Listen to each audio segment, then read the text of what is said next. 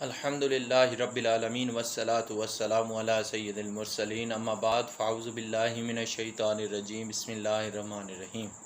آپ دیکھ رہے ہیں R.Q کریشنز اور میں ہوں آپ کا ہوسٹ راؤ قیوم سعید، اور آج کا ہمارا ٹاپک آف ڈسکشن ہے درود نعمت عظمیٰ کی برکات۔ یہ درود شریف ایک طرح کا دریائے رحمت ہے اور اسے پڑھنے والا دریائے رحمت میں غوطہ زن ہو جاتا ہے۔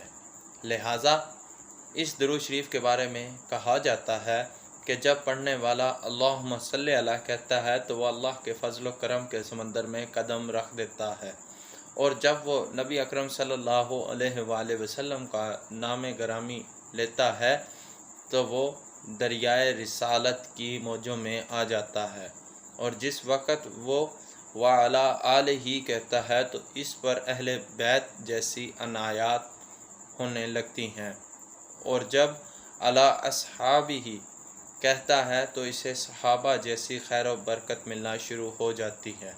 اس درود کے پڑھنے سے گناہ مٹ جاتے ہیں اور دل کی تمنائیں پوری ہوتی ہیں، روح اور دل کو تر و تازگی ملتی ہے، دلی مرادیں اللہ تعالیٰ پوری کرتا ہے۔ لہٰذا جو شخص اس درود شریف کے فیوز و برکات سے سرخرو ہونا چاہے تو اسے چاہیے کہ اس درود پاک کو ہر نماز کے بعد کثرت سے پڑھے۔ اگر ایسا نہ کر سکے تو ایک بار ضرور پڑھے۔ تو ناظرین، یہ تھی آج کی اہم ترین ویڈیو، امید ہے آپ کو پسند آئی ہوگی۔ تھینک یو، اللہ حافظ۔